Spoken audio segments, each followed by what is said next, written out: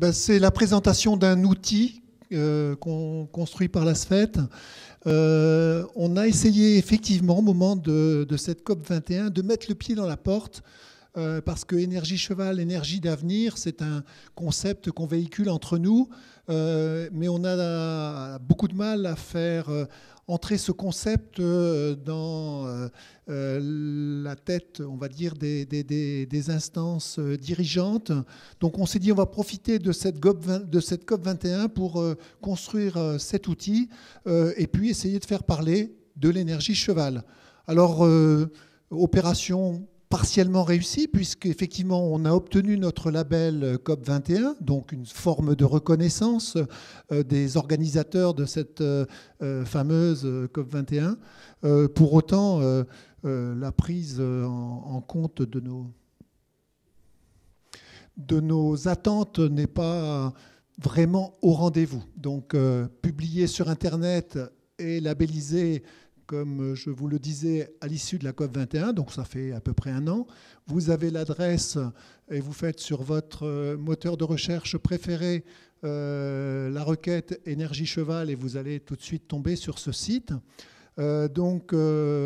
Cette plateforme, elle est là dans le cadre de nos projets, promouvoir l'utilisation d'une forme d'énergie durable et universellement accessible. Je ne vais pas vous refaire le descriptif de l'origine de l'énergie qui est donc produite par nos équidés grâce à l'herbe, au soleil et à la fonction chlorophyllienne.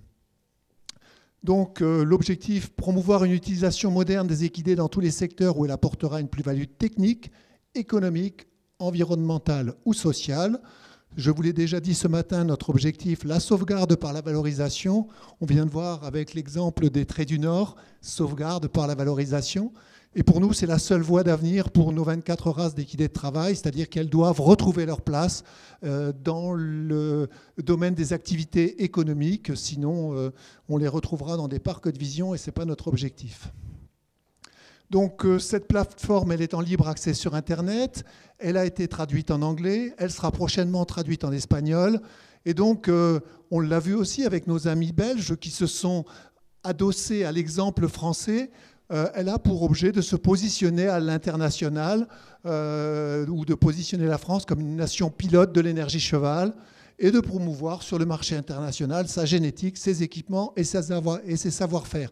Là encore, notre objectif, la commercialisation de nos chevaux avec les compétences qu'on a évoquées ce matin par rapport à leur formation notamment.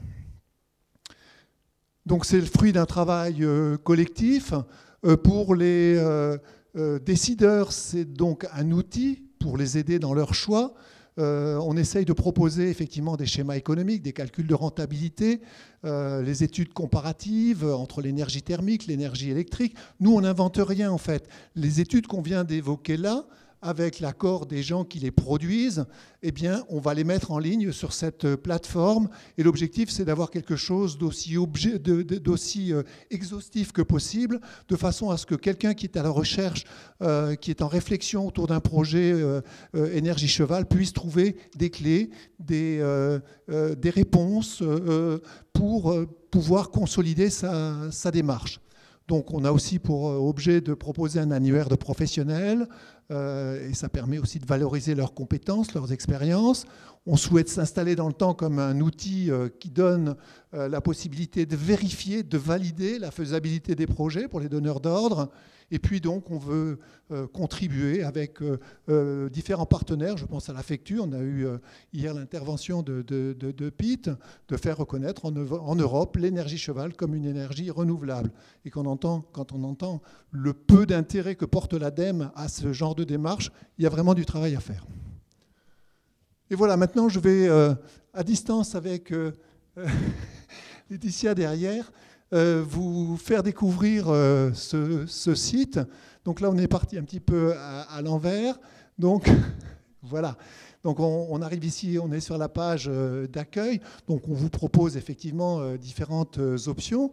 On descend un peu, Laetitia. Donc on va avoir effectivement les possibilités cheval de loisirs, entretien, espace naturel, etc.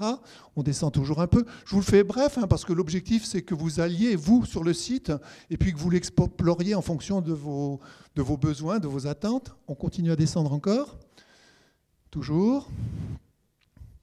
On passe très très rapidement. Voilà, alors là on arrive justement sur le cheval territorial au lien que j'évoquais tout à l'heure. Alors on essaye de mettre en place au fur et à mesure des événements des liens qui nous renvoient vers des expériences soit passées, soit récentes, donc des études, des recherches effectuées, des chiffres comme ceux qu'on a vus tout à l'heure. On a évoqué Equiterra par exemple, qui a fourni un travail important sur le bilan carbone. Equiterra n'existe plus. Pour autant, le travail fourni par Equiterra, il est toujours disponible. Eh bien, plutôt que de lancer de grandes recherches, on essaye, nous, de synthétiser tout ça et de permettre de découvrir rapidement les différents éléments d'appréciation. On a donc écouté Denis avec Hypothèse, par exemple, ce matin, le syndicat des cochers. Donc, toutes ces structures ont une expertise dans le domaine qui nous intéresse, celui des chevaux utilitaires de territoire. Et bien du coup, on retrouve leur liste. Et puis donc, on va terminer avec l'expérience, par exemple, récente de Brest 2016. Donc là, on a un rapport d'activité sur une action récente qui s'est faite dans le cadre donc d'une très grosse manifestation. On essaye d'aller dessus. Et voilà, donc c'est les Bretons qui nous ont transféré leurs informations.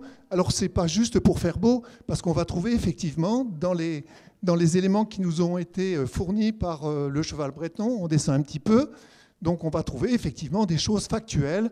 La superficie de la manifestation, 80... Hop, on est monté trop vite là. Hop. On remonte un tout petit peu, merci. Donc voilà, il y avait 90 hectares, 22 000 m² d'espace d'animation, donc on a des choses effectivement factuelles, 120 000 visiteurs, etc. Et on va nous donner effectivement des informations précises sur les tonnes de déchets récoltés, puisqu'il y a eu de la collecte de déchets, sur le nombre de personnes transportées, donc en particulier les personnes à mobilité réduite, et donc comme ça on peut apprécier la place que peut prendre un prestataire ou que peuvent prendre des prestataires de services sur une manifestation comme celle-là. Parce que l'objectif, c'est de sortir aussi de notre précaré des manifestations équestres pour aller vers d'autres types de manifestations qui, d'une façon ou d'une autre, vont requérir des moyens pour, par exemple, collecter des déchets ou transporter des personnes.